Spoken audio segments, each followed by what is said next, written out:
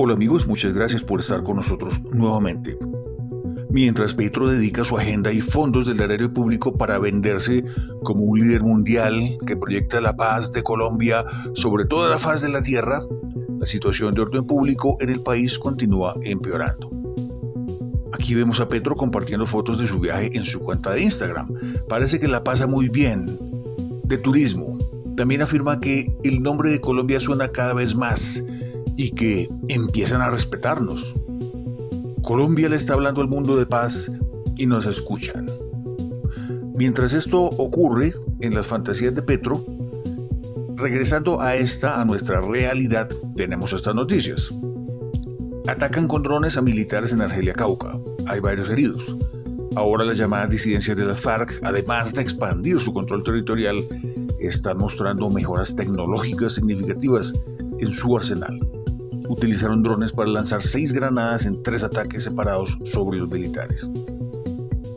Esta semana también el atentado con una moto cargada de explosivos en Jamundí hizo que el país pusiera sus ojos en otro flagelo, el flagelo de la extorsión, que va de la mano del crecimiento de los grupos armados ilegales que golpean las economías locales. Diario 90 Minutos, comerciantes de Jamundí piden apoyo, reportan pérdidas cercanas al 70%.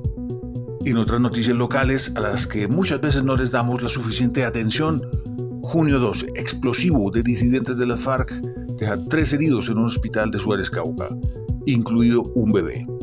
Disidentes atacaron desde la montaña con el fin de hostigar una base del Ejército Nacional. Saliendo de estas realidades incómodas porque el país está un poco peligroso y regresando a donde le gusta a Petro, es decir, a los palacios europeos, en donde Petro la pasa tan bien, desde Suecia él reitera su llamado para buscar la paz en el mundo, para centrar la atención en la lucha contra el cambio climático. Además de esto, su agenda fue exitosa y consiguió recursos para las FARC y para el ELN. El propósito central de su agenda era tomar dinero de los contribuyentes suecos y poder usar su dinero en el pozo sin fondo de la corrupción llamado Proceso de Paz Colombiano. Leamos.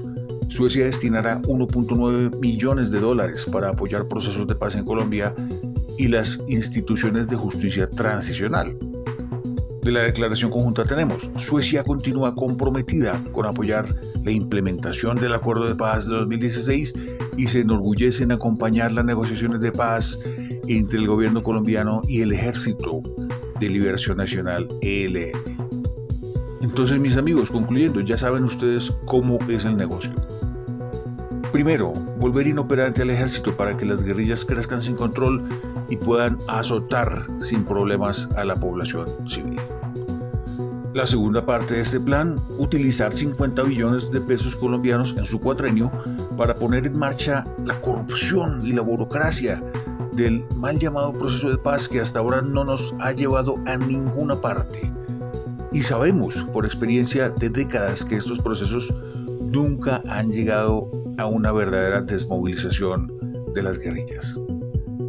El tercer paso es, y como hay que seguir dándole vueltas a esta rueda, la película ahora se llama Proceso de Paz con el ELN. Por medio de este proceso no solo se pueden extraer billones de pesos colombianos, también se pueden extraer millones de dólares de contribuyentes de otras naciones para que estos procesos, que terminan siempre en Cuba y patrocinando a Cuba, en donde siempre están localizados los mal llamados negociadores, que nunca llegan a ningún lado, mientras el país sigue en una espiral de violencia, porque mantener esta espiral de violencia es el negocio de políticos y guerrillas. ¿Cuándo se romperá este círculo vicioso? ¿Cuándo se romperá este círculo multibillonario a costa del sufrimiento del pueblo colombiano? Lo más importante de todo esto es, ¿y tú qué opinas? No dejes de comentar, darle me gusta a este video, activar la campanita de las notificaciones y compartirlo con tus amigos. Nos vemos en la próxima.